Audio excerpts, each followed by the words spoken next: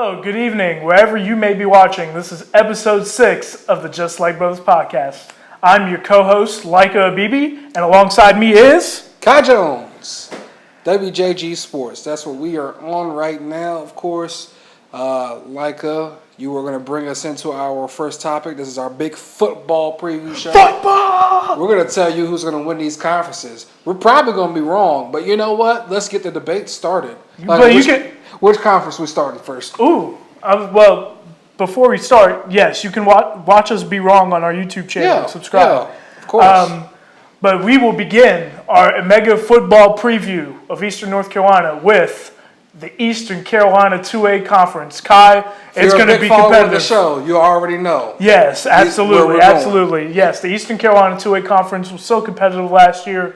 As everyone knows, Kinston won the conference last year, going undefeated during the regular season all the way through, and then 6-0 in conference.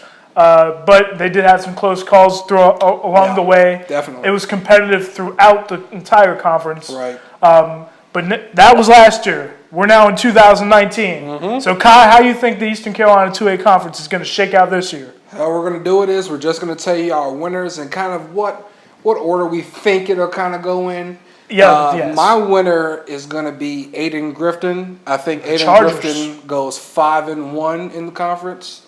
And my reasoning for that is because Aiden Grifton, they lost a lot of close games. Well, they lost 2 games that were very close in winnable conference. And, to me, they don't have a lot missing, as far as like what they lost. They lost Ray Darton, who was kind of bigger on the running back side, but even bigger on the linebacker side. But I think they'll be kind of all right just because of that program. And, they have, 18 straight, playoff seasons now. Yes, they're going for their 19th consecutive playoff run this year. And Coach Cornwell is he's one of the best. He's one of the best in the state. Absolutely. He's going to be the Eastern All-Stars coach next year. Mm-hmm. Well deserved, by the way. And, I've had other coaches in his conference tell me he's the best coach in his conference. So, I think just with that combination, then I think Michael Webb, I think he's going to have a very big season. I think you possibly could see him maybe go D1 just with how explosive and how they can possibly use him. He's a blur. Mm-hmm. He's got good size. And then they got Josh Wright, who last year I thought maybe he was, had maybe the better arm talent, but Blake McLaughlin, as a 2-year starter, was a little bit further along in the head. And I think, I think he can have a really big season as well for them. And I think it's just when you look at the combination of the fact of their early schedule, I think they have 4 winnable games right there. Mm-hmm. So they'll be going into the conference play probably with 3 or 4 wins. And then once you get in the conference, they'll kind of keep rolling. And I think the only loss they'll have is they'll lose to Kinston in the season finale, because I think Kinston will probably need that win to probably get above 5 wins. Because right now I got Kinston at 6-5. I have everyone in that conference except for North Lenore and South Lenore at 3-3. So West Craven, Green Central, Kinston, Washington. I think they all finished 3-3. And then Aiden Grifton finishes 5-1. South Lenore beats North Lenore for the 6th spot, and then North Lenore goes, they lose every game. So that's how I kind of go. Nonetheless, that Eastern Carolina 2A Conference will be competitive. Don't look at North Lenore going 0-6 in conference. It's not a bad thing. It's just how sometimes it's just how the conference shakes out. It's how it shook out for them last year. I think ultimately Washington finishes about 7-5. I think West Craven finishes around 7-5, and I think Green Central. 7-4, 7-4, and then Green Central finishes 6-5. Kinston 6-5, and then I think probably South Norfolk might can sneak into the playoffs at 4-8. I think they have some games at the beginning of their schedule that they can go get. And then I think North probably finishes around 2-9. Well, nonetheless, the Eastern Carolina 2A Conference is going to be competitive. I pretty much agree with Kai on Aiden Grifton. The Chargers are going to be loaded this year. Obviously, he did mention Josh Wright and Michael Webb. Wes Craven is going to be tough to beat. Actually, well, just about every team is going to be tough to beat in this conference. I think the thing about Aiden Griffin that I really like too is when I look at their style from last year, it's very repeatable. You know, it's what they do. They run the ball right at you. They play hard-nosed football. Mm-hmm. They play Iron Man football. And I think as long as they can stay injury-free and, you know, not having 11 games and having 10 might actually be a good advantage for them. So I think it's Aiden Griffin's year. You know, they haven't, I believe they haven't won it since 2015, I want to say. So I think it's about their time again. If I could ask you a question, so why the big drop off for Kinston? I know obviously they did lose a lot from that undefeated team, but do you see kind of like the close games that they won, they might not get them this year, or what do you think? Their schedule is so much tougher this year. I think Farmville Central is definitely a win, but then we look at Fike. Fike is much improved. And then you look at, of course, we're going to be seeing them on Monday at the ACOG Jamboree. Yep, we're coming to you, Pikeville. Yep, and then let me see. Fike is much improved. They got to play Jacksonville. Yeah, that's going to be a They don't have some of those gimme games, so I think every game for them is going to be, except for maybe the first game, is probably going to be war. The first two games is going to be kind of war, and they'll be kind of going at it. And then we look at it, Green Central's a rival game, so that can go either way. Yeah. And then I think Washington is really making a push to show that they're legitimate. So I think they will be the most improved team in the conference this year, Washington. And then I think Wes Craven comes back on them just because they beat them last year by that 8 points. And Wes Craven and Kinston have had some great battles in the past few years. Absolutely. I think really just the combination of trying to figure out that quarterback along with the combination of a tougher schedule and teams coming back, you know, a little bit different, I think that'll just come back and bite them. Even though I know the coaches picked him to finish first, but last year they picked Wes Craven to finish first and they finished second. So I could be wrong. I think we could all be wrong. We're always wrong. I think it's gonna be a four-way tie for second place. You know, that's how I see it. And then it's gonna be some craziness for those playoff seedings. Yeah. Oh my goodness. Yeah. Now it's time to keep it going with another Eastern Carolina Conference, the 3A, 4A Conference. We have a few WJG sport coverage area teams in that conference, and I have teams that I cover in that conference. So, Kai, how do you see it shaking out? Give me Rose. Taking Rose as the Rose Rapids. Okay. Rose Rapids, just because they have a lot coming back. South Central has lost a lot. Conley has lost a lot. And my surprising pick, I guess, would be I got ACOG finishing third, coming off a 5-7 season. People didn't think they would be able to even muster that. So I think now that the conference is a little bit more wide open, they'll be able to move up a little bit. I think Conley finishes fourth, and I know some people are going to be mad at me for that. I know somebody's going to say I'm sleeping on them. I mean, that's how predictions are. People are going to be mad at predictions. They are our opinions. Yeah. If we're wrong, you can come and tell us, of course. Yeah. I would gladly listen to it anytime you want to come to the Twitter mentions and have a conversation. As a matter of fact, I'll tell you, hey, I was wrong if I'm wrong. So. Of course, that's just kind of how it goes. But that CB ACOG pick for number 3. What do you think their keys will be to get to that top 3 spot? They got their star quarterback coming back. Last year they were able to win a couple games when they weren't supposed to without him. So I just think with him coming back and with the stability that they've had in the head coach, and then their schedule kind of lines up pretty good for them, and just some of the stuff I saw when I was filming the building blocks, it seems like they're kind of putting it together and kind of figuring some things out. You know, of course, preseason is preseason. A lot of people look good without pads. A lot of people look good with pads, and then against other competition don't look so good. So I could be wrong once again. And then fourth, you said Conley. Yeah, you said the Conley Vikings. Fifth, I'll give Newbern just because they have Torrey Noel. He's such a good coach. Yes, that's a great pickup for Newbern. I don't think he is going to have a winning season, but I think he'll have a season that improves on what they did last year just because of how embarrassingly bad they were last year. They can only go up, and that's a good start. Hiring Coach Noel is a very good start. And then 6th, Eastern Wayne, 7th, Southern Wayne. I see. Those pretty good predictions. The The Rose Ramparts are going to be very, very good. They did lose. So you picking them? You're picking them too? I'm not sure. I'll get to it in just a second. Give me. I'm going to see what I can come up with. But you're absolutely right. Rose does have a good shot to win this thing. Mm-hmm.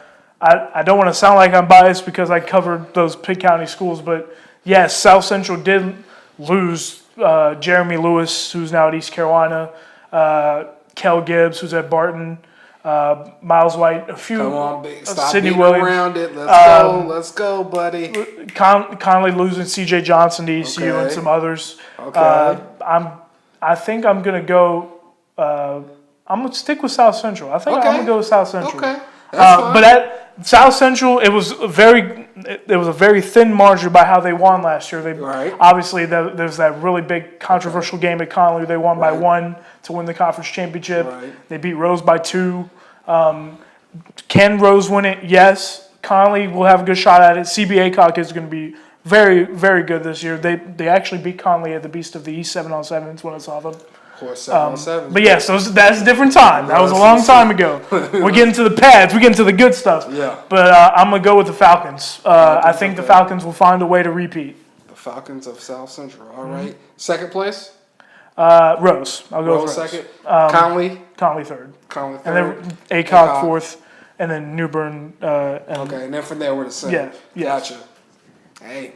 It's going to be it's another great conference, and we cannot wait to cover it for you. Eastern Plains 2A conference. Yeah. Once again, we both have teams that we cover out there. Kai, how do you see it shaking out? Southwest Edgecombe won last year. Southwest Edgecombe wins again. Bedingfield went second last year. Bedingfield goes second again. But where we start seeing some change, I think North Johnson moves up to third. Just because I think there's a lot of uncertainties in those other teams. I think North Johnson, I love what Coach Barnett is doing over there. Mm-hmm. Farmville Central has a new coach. I think they'll finish fourth. Fifth, we're going to go with Nash Central, and then sixth, North Pitt. North Pitt is just kind of going through a little bit of a drought when it comes to. They also have a new coach, if I'm correct. I think they have a second-year coach. A second-year coach, but when you talk about trying to turn coaches around, man, that takes a long time. Yeah. I think at least North Johnson, they had won a few games last year, and I think that they have enough to be able to get 3 or 4 wins in that conference, which would be good for third. Which honestly, Farmville Central. I got to see a lot. I got to see them. Because they lost Keziah Everett, which was a big piece for them. Another ECU player. How about that? Right. And then Tay Suggs, he's moving to running back. Mm-hmm. So see how their quarterback can kind of handle that offense. Then Nash Central, they lost a lot of seniors and things like that. So I think really I'm going to give it to North Johnson going there at third, Farmville Central at fourth, fifth Nash Central, sixth North Pitt. I like that order, Kai. I agree with that entire order. Southwest Edgecombe has a very talented Keyshawn Porter, who plays wide receiver, safety, and is also a star on the basketball team as well. Yeah, he is he's star. going to be, he's a two-sport freak athlete. That type of kid is just pretty much whatever he wants. What do you want today? Yeah, that's that guy. Yeah, and he's probably the best player in that conference, I would say. Yeah. But I'm totally with you on that order. North Johnson looks really good, especially. Bedingfield, I had heard, lost a good amount as far as players. You did mention this. But I think that they're returning enough, as far as I know, where I think they can still be able to go 5-1 in that type of conference. I agree. And then they lost their coach, and their coach was really one of the top coaches in the state in my eyes, and losing him, and then losing, and then possibly losing some of the other players I've heard they lost.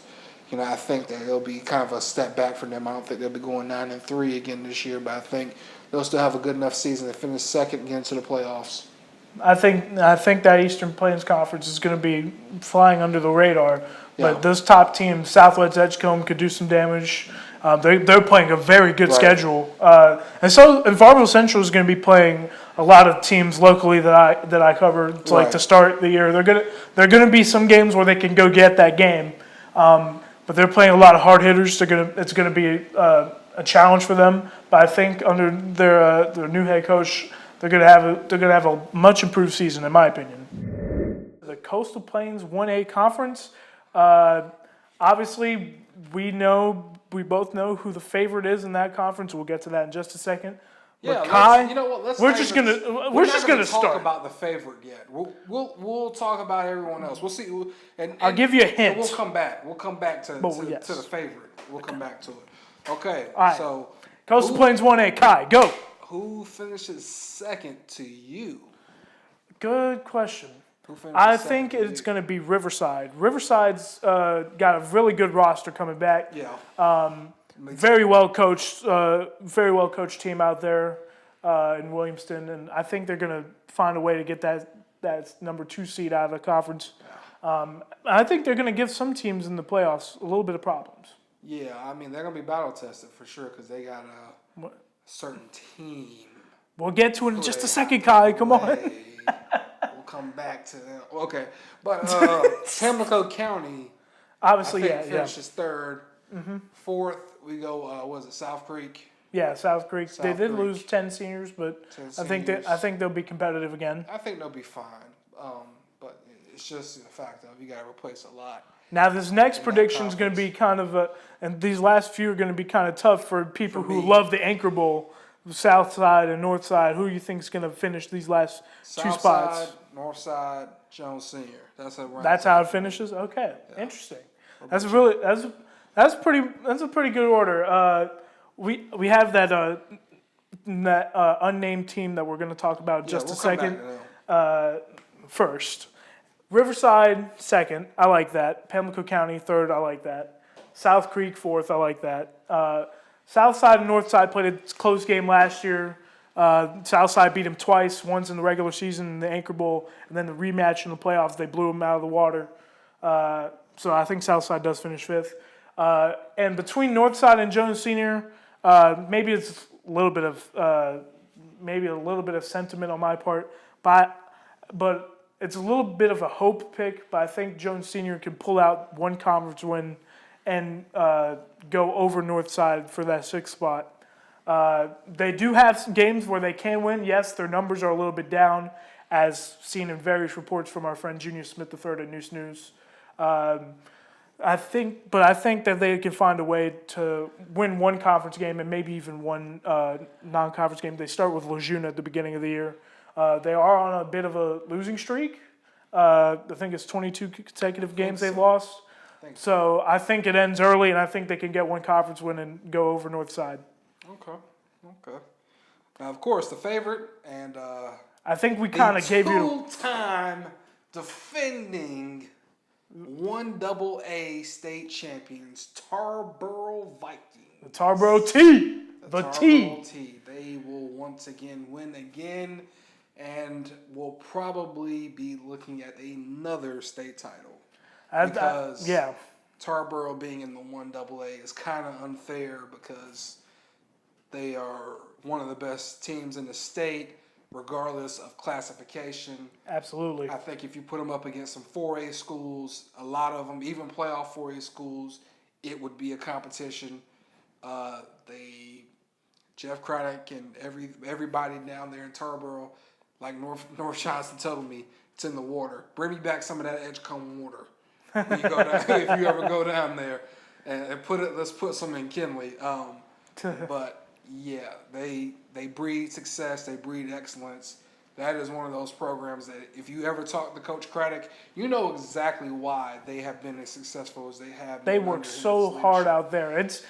They make it look easy, but it takes a lot of work to do what they do. So much pride in their football and being state champions. They are a true champion type program. They really believe in that. They teach it. They breathe it. They want to be it.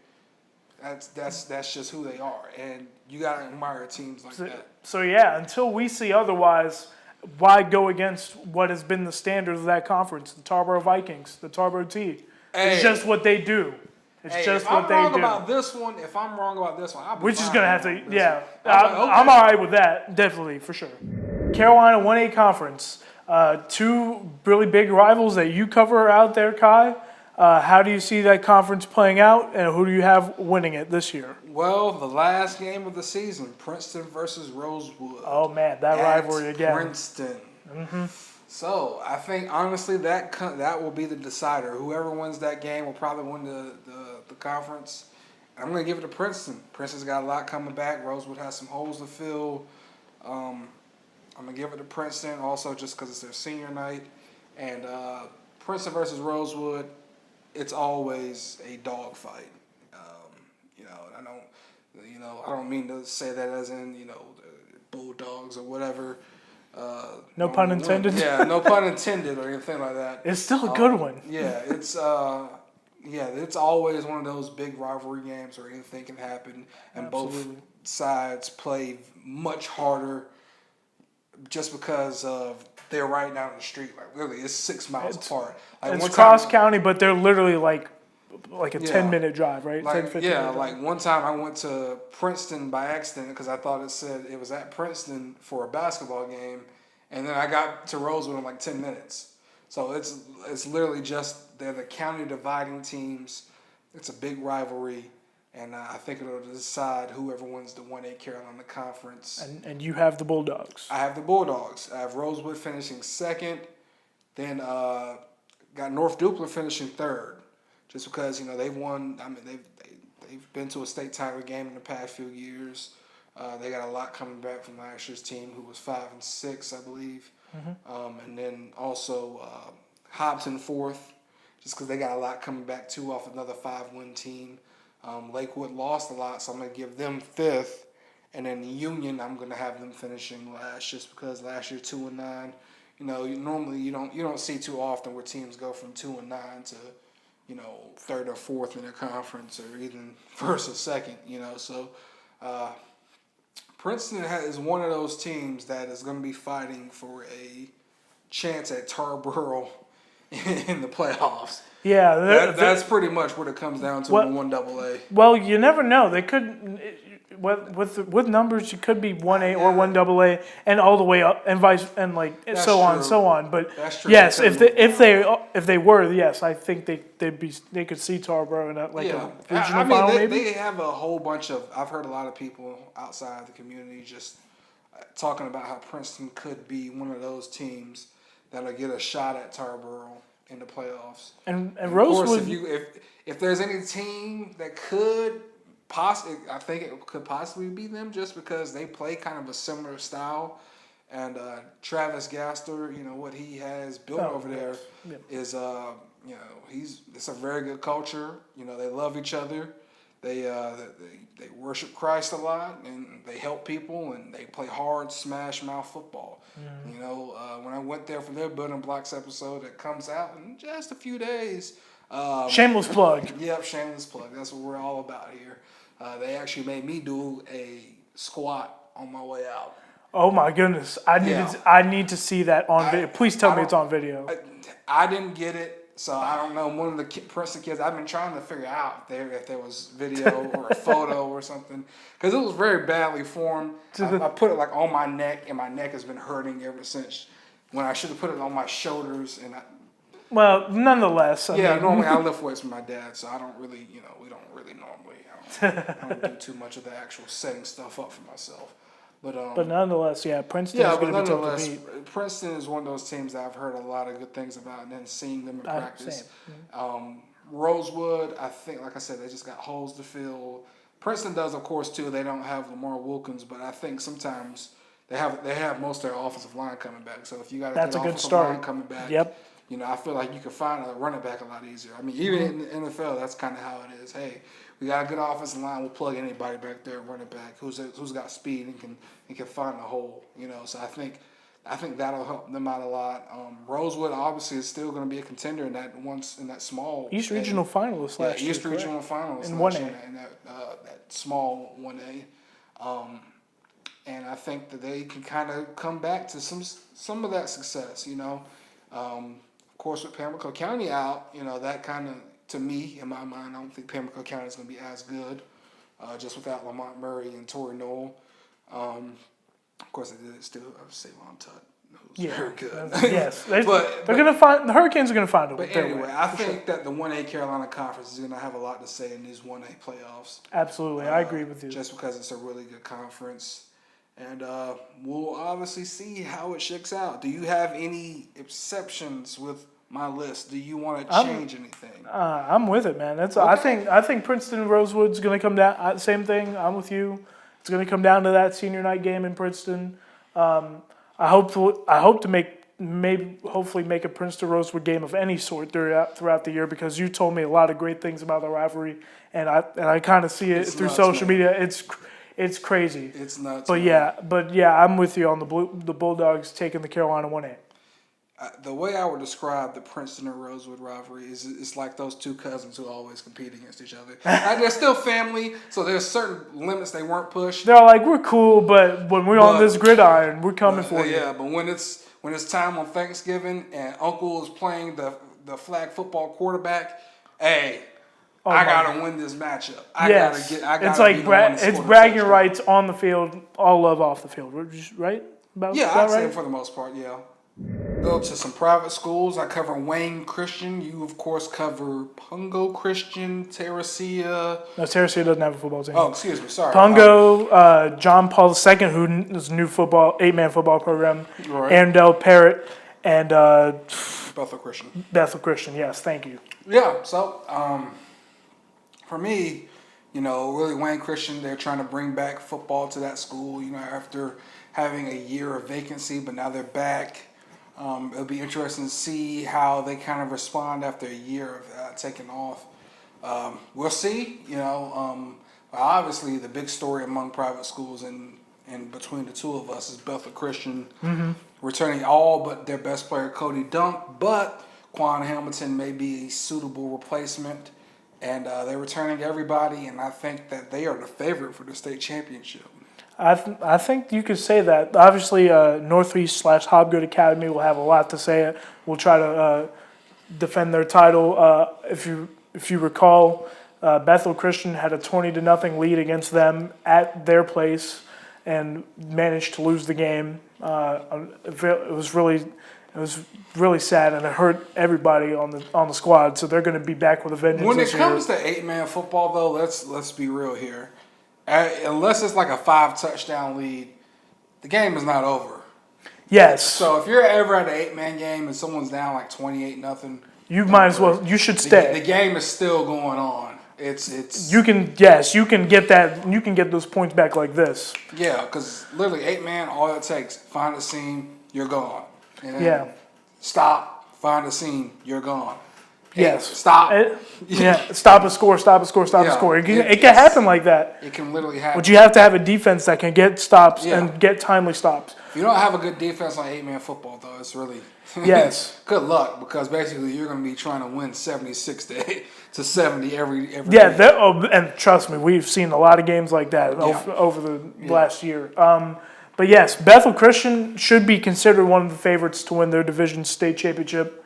They will be playing a lot of teams they'll be playing Wayne Christian, I believe, this year. Among others, they're going to bring, as you said, they're going to have Connor Williams at quarterback/linebacker. He's going to be a really big part of this team. Mm-hmm. You mentioned Quan Hamilton. He's going to have to play a big role. Jeremiah Washington. They have a really good group of players out there. And a great head coach, Brick Crowder. Love Brick. Yes, we love Brick Crowder out here. Harris graduate. Yep, and he's had success before. I believe he won a 2017 state championship. So hopefully he can make it 2 and 3 years. We'll see what his squad can do. I'm at Grand Central product, of course, helped him to that with Willie Edwards. Yeah, absolutely. Yeah. Ridiculous. I think he had 3,000 yards. Oh yeah, absolutely. That's the type of thing you see in 8-man football. It's really, it's really a fun game. It's fun when you. It's kind of arcade-like, you just kind of watch them just go up and down the field against each other. Yeah, it's just going to go down and it's a smaller field. Yes, the dimensions are smaller. Yeah. But going on to another team in Kinston, the Arundel Parrott Patriots.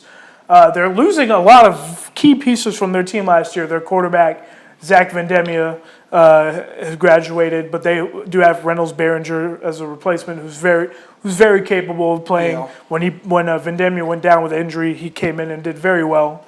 Also lost Matthew Huntley. Lost Shad Thompson. Yep. Also lost Markeith Lofton. Marquise Lofton Brown. Right. Yes, they. Gabe Braswell. Yeah, it's a lot of those key pieces who were a part of those state championship runs that they had in the years previous. Mm-hmm. Obviously, they lost to Faith Christian in the first round last year. Faith was good last year. Very good team. They have a good program. Yes, they'll be all right. It just depends on how far they go. That'll be kind of interesting to see. Can they get back to a state title game? Well, they are well coached by Matt Beeman. He's one of the best 8-man coaches out there. He knows his stuff. He knows how to coach up his team. And he's got a really good coaching staff with him as well. So They're gonna. Of course, also lost Dory Hines as their defensive coordinator. Yes, Dory Hines is now coaching. He's now coaching at Division II Lander University in South Carolina for basketball, and it's really awesome that he got that gig. So shout out to Coach Hines. But yes, the Patriots are gonna have. It's gonna be a bit of a challenge for them, but I think they can make it work. They have the coaching staff and at least a start at quarterback that could do it. Because Reynolds Behringer did play a good amount last year, so he has a good amount of experience. Right. So that's a good start for them. Moving on to John Paul II, based out of Greenville. Yes, they just finished building I believe it's a $10 million facility for all of their athletic programs, including a very nice football field. They will start with Community Christian. That'll be their first game in school history for 8-man football. They will be in the same conference as Arundel Parrott. But they'll be the first school in Pitt County to have an 8-man football team. And it's going to be it's pretty big for the school that they can also have football and showcase it against some really good 8-man competition around here. Because it's a lot more, when it comes to private schools in this area, it's a lot more 8-man. There's not that really 11-man. But John Paul II is poised to have a really good breakout, hopefully, in year one. By the way, just to go back to Parrott, Parrott is going to play 2 11-man games this year against Rocky Mount Prep and Beargrass Charter like they did last year. I think they beat Beargrass Charter. Did they? Yeah, they beat Beargrass Charter. But just to add that. Yeah. But yes, John Paul II is going to it's going to be interesting to see how they do in year one. And I'm looking forward to seeing them play this season. It's going to be very interesting. And Pungo Christian, of course, what did they lose in the first round? I think yes, they did. But Pungo is, I believe that was their first year as a program last year under head coach Stacy Keach. Coach Keach lost his best player, Benjamin Simmons, to graduation. They had the one with the broken jump shot, football. Yeah, I knew he was going to make that reference too. But yes, Simmons did everything for that Pungo squad. He ran back kicks. He was making plays on offense, defense. Wherever Coach Keach put him, he made a play. He just made plays for him. The one time I did see him, unfortunately, the one time I saw Pungo last year was a 26-22 loss to Halifax Academy at home. But I was I came away impressed with how Coach Keach ran his program. They had the lead. It was right there. All they had to do was get one stop on the final drive. Unfortunately, they fell a little bit short, but Pungo's going to hopefully have some more numbers coming in before the season begins. But I would trust Coach Keach. He's a good guy. Has really good staff as well. Really good. They coach him up very well, and we'll see how they look. But 8-man football is going to be big around here. About the Greater News 3A Conference, Kai, you have a pretty bold prediction on this one, so let's hear your standings predictions for the Greater News 3A. Cleveland first. They win it once again. That's not the bold prediction, but keep going. Not it. Even though they've lost a lot, I still think that what they've built there is really good. Just kind of seeing how fast they are, how loose they are, how much they communicate. I think that they're just going to be another good year for them. Clayton second.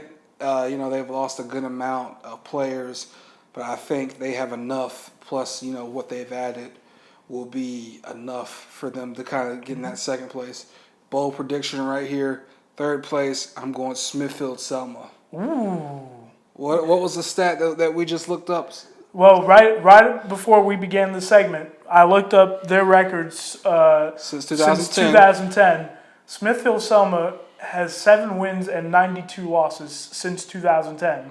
Their last winning season was in 2008.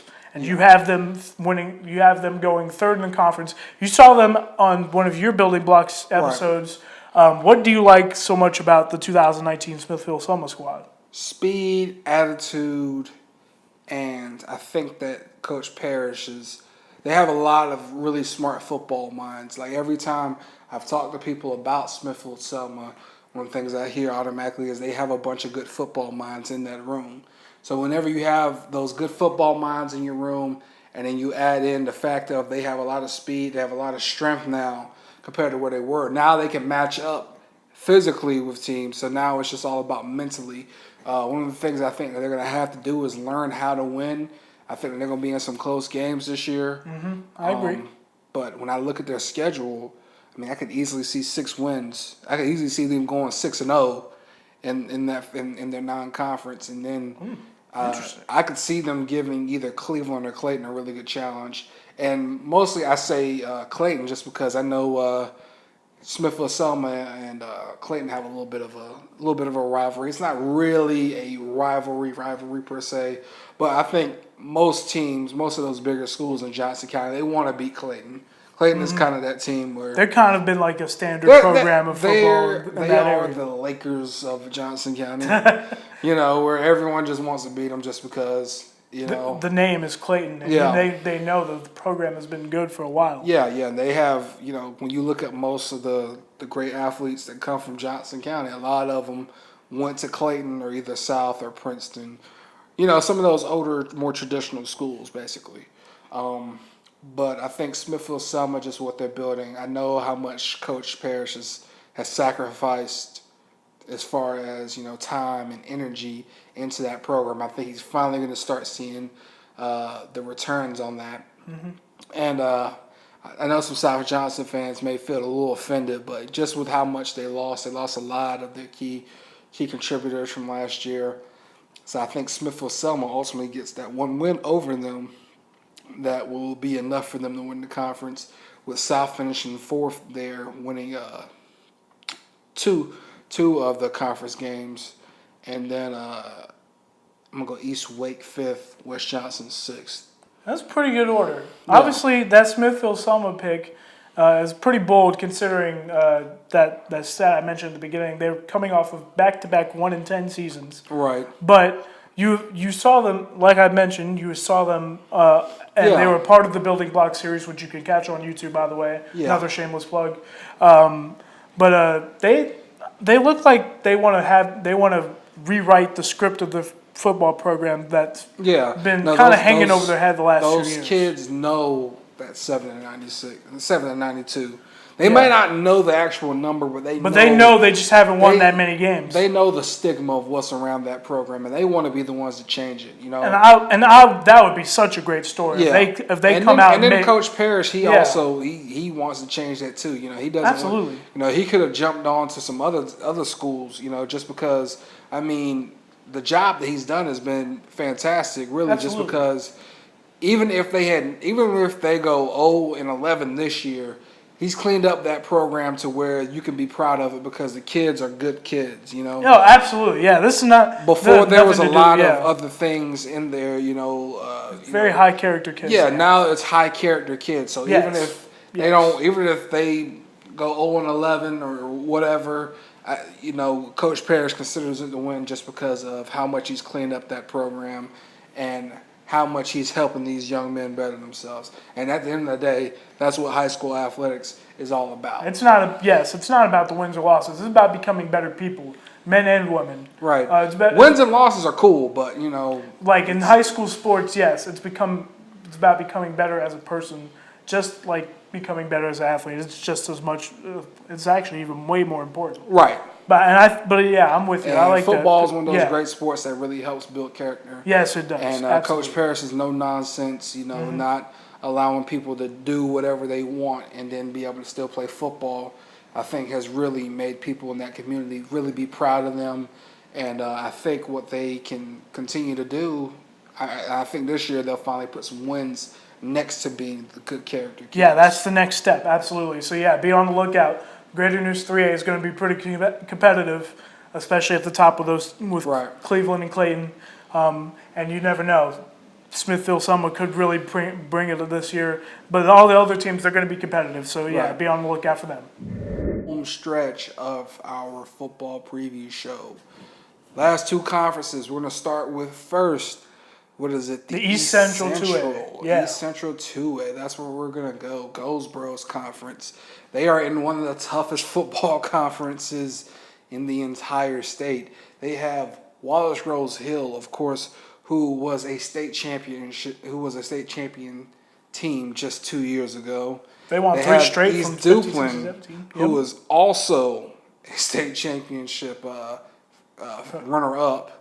Yep. 2 years ago. And Clinton, who's no pushover who was either. always good. And then they always have, of course, they have Midway and, Spring Creek was James Keenan. And Spring Creek was in their conference. They are now independent. Yep, Spring Creek is now independent, so they are outside of this conversation. So Goldsboro 6-6 last year, 2-4 in the conference. I think really it's a tough conference, but I think both every school except for maybe Goldsboro has lost a lot. Really. But still, I wouldn't go against Wallace Rose Hill and Clinton at the top. Wallace Rose Hill, yeah. So I'm going Wallace Rose Hill as the winner. I am too. Clinton second. I'm gonna give the Borough third. From the borough to the world. Yep. And then James Keenan fourth. Midway fifth, and then sixth would be I forgot the team. No, Spring Creek is out. Spring Creek is out. Yep. So it's just those 6. Yeah, so give me Goldsboro third. Any change-ups for you? I don't really think so. Yeah. I think Goldsboro, their coach Tim Ray is going to be. They lost a few key contributors, but they're going to have a really good shot to be competitive. Xavier Bowden is no longer there, but I think they'll they can be make some pretty noise. good. I think Tim Ray, on his first official season as the head coach, I think he's going to do a really good job. And I just think ultimately the thing, though, is just, man, it's hard to beat those Duplin County teams, man. And then, like I said, Clinton, they're a physical football team always. Always have athletes. It's just a really tough school to play. But I think Goldsboro this year is going to be really good. Just looking at their Building Blocks episode and how together they are and how athletic they are. And I think they'll be fine. I think they'll find a way to third, go back to the playoffs, maybe even get 7 wins this year instead of 6 like the last 2 years. So, I'm giving it to them. I think James Keenan might take a little step back. They were 5-5 last year. Of course, a really tough schedule for them, but I think they'll take a little bit of a step back behind Goldsboro this year. That sounds good to me. I mean, the Cougars are going to be competitive. That conference is going to be competitive. Wallace Rose Hill is looking for a little bit of a bounce back after what was it, 9-3 season? I think it was 9-3. It was something like that. But some teams would love that record after. That's their goal, 9-3. They're like, for Wallace Rose Hill, that's not enough. They got to be better than that. Pretty much. But they're going to be they're a great program. They're going to have a really good season for sure. Oh, I forgot to put East Duplin in there. East Duplin finished 4th, then James Keenan 5th. Yes, East Duplin. How could I forget that's a state championship runner-up, Kai. Come on, man. Sorry, Coach Howley. Our fault. That's our fault. We kind of got it mixed up a little bit. Sorry, Coach Howley. That's my bad. But we got to include some love for East Duplin, of course. We come to the end of our mega football preview show with the Northern Athletic 4A Conference featuring Corinth Holders High School, a WJG coverage area team. Of course. Kai, what do you think they could do in such a tough conference with some great programs from the Triangle out there? Tough conference. All 5 of the schools besides Corinth Holders made the playoffs last year. And, of course, the top of the standard of the last few years, We talk about Tarboro, but let's talk about Wake Forest now. 45 straight wins, 3 state championships in a row. They are the standard for football in North Carolina right now. They are an absolute outstanding team. Great program. They won. I highly doubt anyone is taking them down off that. off of that for right now. Yes. We're going to give them the conference championship. The rest is kind of it's a bit of a toss-up here and there. Heritage was also very good last year. Right, and of course you had Wakefield, and then you have Nightdale and Roseville. So, Yep, a lot of really good teams there. Then you have Corinth Holders, to me, who is just stuck in a really tough conference to actually play football in. Really any sport in. It's one of the best conferences in the state, I think, when it comes to athletics. Yeah, Wakefield had a very good basketball team too last year, and so did Heritage. So but Corinth Holders, of course, in baseball, obviously had a very good season last year. Right. But we're in the fall season now, so we got to talk about their football. Right. So basically, they had a state championship contender in every single sport last year. But I think really the team that I'm about to say, I think really the biggest thing for them is just trying to develop, maybe give some of those teams a tougher run, because I think honestly they finished 6th again. They have some good returners coming back, after losing Jacob Monk to Duke, of course, graduating. Oh yeah, and he's gonna do great things up there for sure. He is the goods completely. But Marcus Bland, Cozart, Isaiah Stevens, and then also Jordan White. They have a lot of good players coming back. It's just the fact of that conference is tough. I do think you can see them rack up some non-conference wins to kind of even it out a little bit. Maybe, no, because there's only 48 teams in the 4As. Well, in each 4A, right, there's 4A, the big 4A. So maybe they could sneak in, but I think that'd be kind of tough. When you consider that you could finish 6th. It's hard. It's hard to get every team in the conference to the playoffs. Yeah, so I think that would be tough. But I think for them, like I said, the biggest thing for them is just going to be developing and just getting better. Sometimes that's just really what your season has to be about. It's just getting better and building something, really. Yeah, I definitely agree with that. Corinth Holders, it will be a little bit tougher for them to win games, but depending on who those triangle squads lost, I think maybe they could get one conference win, and that would make especially against Nightdale, because that was their closest game, lost by 15 points. Nightdale lost a lot. Yeah, Nightdale did lose a lot of key players, including offensive lineman Zachary Polachek, who they run the football a lot, and they ran. Shameless plug. That is his roommate's little brother. It is. Yes. One of my college roommates, Tyler Polachek, did play for Nightdale. Graduated in 2014, and Deshaun Felton as well, another good friend of mine. But that's beside the point. But seriously, plug. But yeah, plug, but seriously plug. Though, Zachary Polachek was a great He's a really good offensive lineman for them. They ran the ball a lot, and they ran right behind him. I think they lost in the first round to Middle Creek in overtime. That's a game I went to, but. Nonetheless, Corinth Holders, I think they can scrape out some wins in non-conference. I agree with that.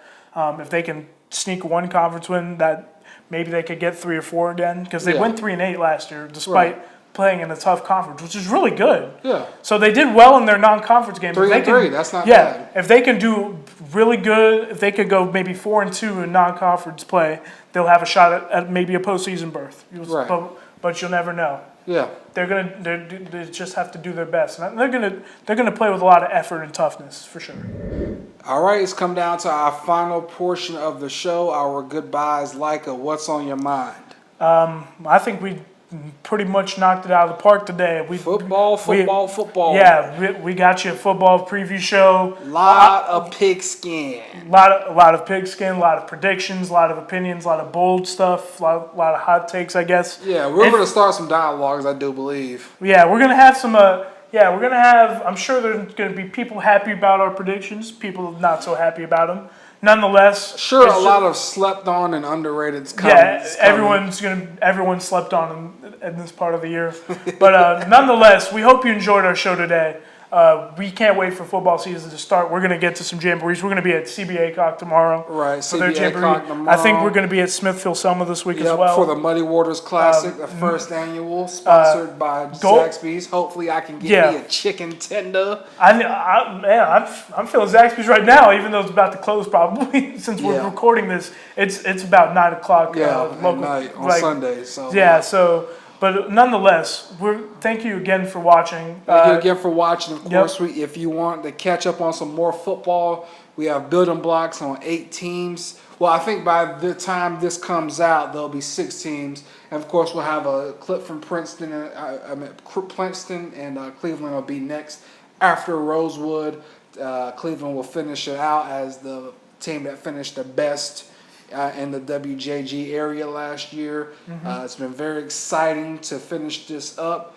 Yep. I think it's been a very positive first season. Next year, I'd like to get around to more teams. But next week we're gonna have some prediction for you for Week 1. Football season is almost back, folks. When we Yep. record our next episode, we're gonna have game picks for you Yep. from my area, from his area. We're gonna go all over the board. We're gonna go all the way down. So It's gonna be fun. Be prepared, be watching, and we hope you have a great rest of your day, evening, night, whatever it is that you are watching. Thank you for watching. Subscribe, and also follow us on Instagram, on Twitter at WJG Sports. On Twitter is _ of course. WJG_sports. Right. And Kai Jones, where can they follow you on Twitter? At MMJ Kai Jones, and for you, At StrikerNation24, or if you're into my high school sports writing and photography and all that, at LMA Preps for all your high school coverage needs around the state. Thank you again for watching. We are out.